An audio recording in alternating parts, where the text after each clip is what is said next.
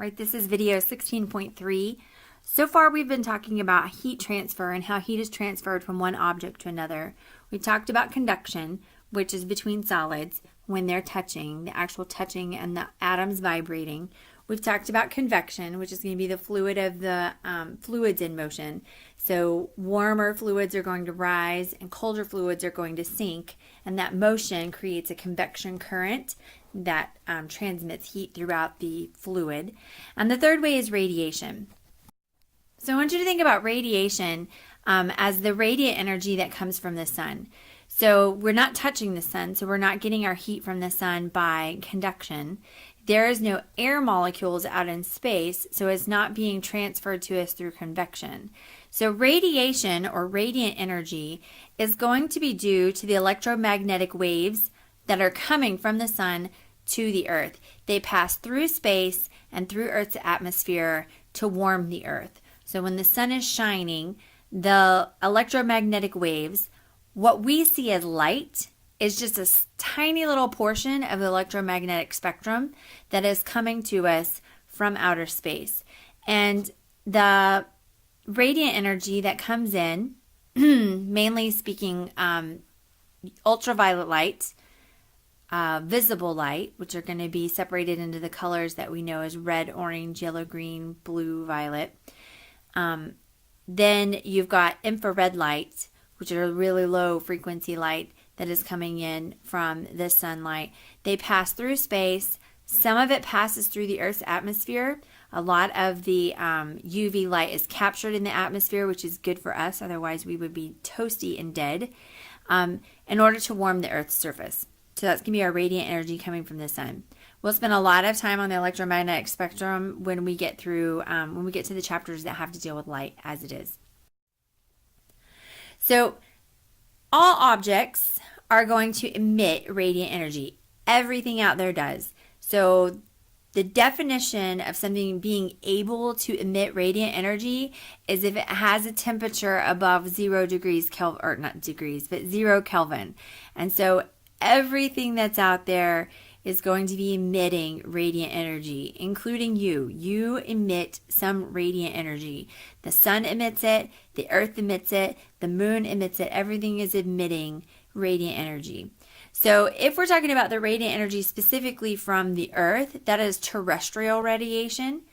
And then the difference really between the terrestrial radiation and solar radiation is going to be that the energy coming from the sun, there's a lot more of it, obviously. The nuclear reactions that are happening within the sun are creating even more energy to come out. And that they generally are at a higher frequency. The radiation coming from the earth is going to be a low frequency, more along the infrared spectrum, the lower spectrum. So the earth does glow a little bit, not as much as the sun, but it does glow. There's energy being emitted from the earth, the low frequencies. So the infrared radiation, if you're looking at the electromagnetic spectrum, you have red waves and you've got the violet waves in the white light that we see, the visible light. So frequencies that are lower than red are infrared. And generally when this type of wave hits our skin, we sense it as being heat. So infrared radiation is also known as heat radiation. So it comes from the infrared waves in the electromagnetic spectrum. So not only are substances emitting radiant energy, all substances are also absorbing radiant energy. So we're doing both. We're either emitting it or absorbing it. So things that are good emitters are also going to be good absorbers. So those are going to be related. So if you're really good at absorbing energy, then you're going to be really good at giving it off as well. Now, even outer space is above absolute zero, so even outer space is going to be emitting radiant heat. Now, it's going to be very, very low levels of radiant heat because the temperature is very low. It's only like 2 kelvins, but it's above absolute zero, so it will be radiating heat. So the opposite of absorption is going to be reflection. So I know it would seem like emission and absorption would be opposites, but actually those are going to be this same side of it. So if you're a good emitter, you're a good absorber. So the opposite of a good absorber would be a good reflector. So you're either a good absorber or you're a good reflector. You can't be both. So in general, if we think of things that are reflectors, would be like metals or anything shiny. If it's something that's shiny, then it's reflecting. And if it's reflecting light, then it's not absorbing the light. So that's why they're opposites. If you're a good reflector, you're a poor absorber. So shiny objects in general would be poor absorbers of heat. So that's why, in the summertime, a lot of people in Texas have the windshield covers that you put out. You're supposed to put the shiny side out and not shiny side in. The shiny side out is supposed to, when the sunlight is hitting your windshield, it's supposed to be reflecting the energy, that heat back out and not letting it get too hot inside your car.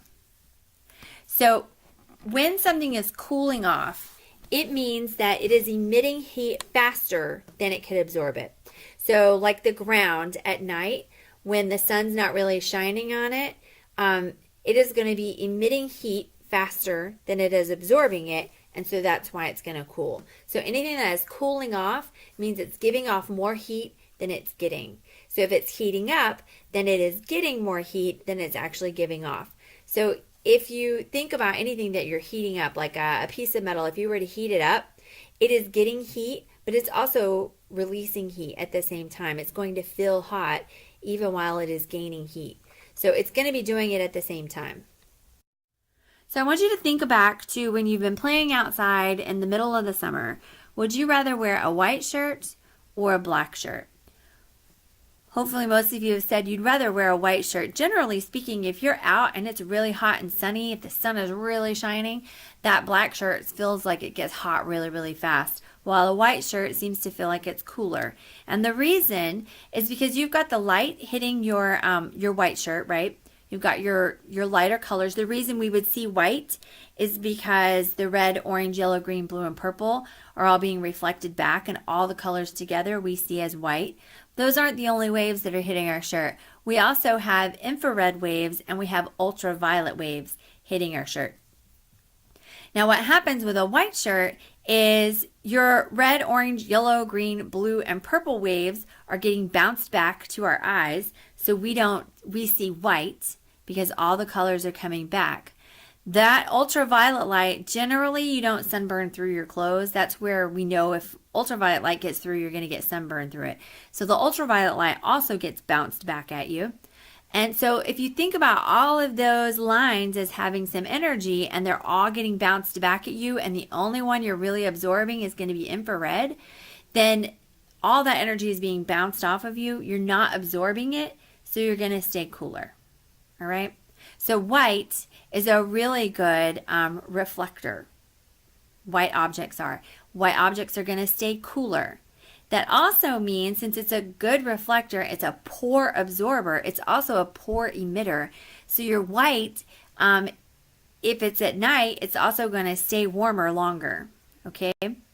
Remember that if it's a good emitter, if it's a good absorber, it's a good emitter. So the white is also going to trap heat to keep it in with you if you were to be out at night and get cold. As opposed to a black shirt, hopefully you can see this all right, because on my screen, the black of the screen looks kind of dark gray, and then the shirt looks black. So we've got all the same colors from the white light hitting your black shirt. We've also got our infrared and our ultraviolet, but this time, ultraviolet is the only thing that is bounced off. The reason our eyes see black is because all the colors are getting absorbed. So you can see the difference that if they're getting absorbed in there, all of the energy coming from those waves of the electromagnetic spectrum being absorbed into that shirt, you're going to get nice and hot and toasty pretty quickly. The thing is, you got to keep in mind is a good absorber is also a good emitter. Your black shirt is going to cool off faster than a white shirt. There is a homework quiz tonight. Go ahead and click on the link, finish the quiz, and I will see you in class.